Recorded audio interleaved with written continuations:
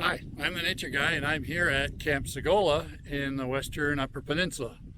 It's fall and the colors here are absolutely beautiful. I'm standing in front of the lodge, which looks out over the lake behind me here, and it's just beautiful this time of year.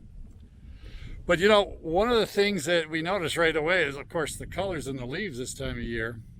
But something that often goes unnoticed are the shrubs that grow low below the trees. The large trees we see pretty easily, but it isn't until we take a closer look along the edge of the forest, or sometimes even under the canopy, that we see another whole generation of organisms, all of the shrubs that are really important. It turns out shrubs are often the first thing that grow in a forest after a fire or the ground has been disturbed. And they establish roots and protect the soil, keep it a little cooler and a little moister so the trees can take root and grow to be the great things that they are. So shrubs are really important to a forest. And I want to talk about one particular type of shrub that's really common here at Camp Segola. Let's go take a look. So here we are at some beaked hazelnuts. They've got that name because the hazelnut itself has a little beak-like structure on it before you crack it open and get to the actual round hazelnut. But the leaves, as you see, are quite yellow at this point, and there are no hazelnuts here because it's too late. So beginning of September is about the best time for the hazelnuts, and here we are at the beginning of October. They're all gone. So where did all the hazelnuts go? Well, it turns out squirrels love hazelnuts.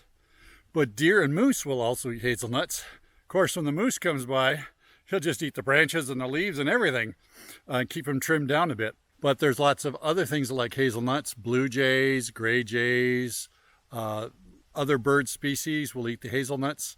One bird that's really notable for eating hazelnuts is the ruffed grouse. It actually doesn't eat the hazelnuts when they grow, but eats the small little catkins, the little budded reproductive parts of the plant, and that's what they love. And they'll eat those even in the wintertime, because in the fall is when those structures grow, the catkins, and so that creates winter food for the ruffed grouse. And just yesterday I saw a ruffed grouse running right under this shrub here of beaked hazelnut. So this time of year the hazelnuts are pretty easy to pick out because they're leaves turn kind of yellow and they're all along the edge of the forest.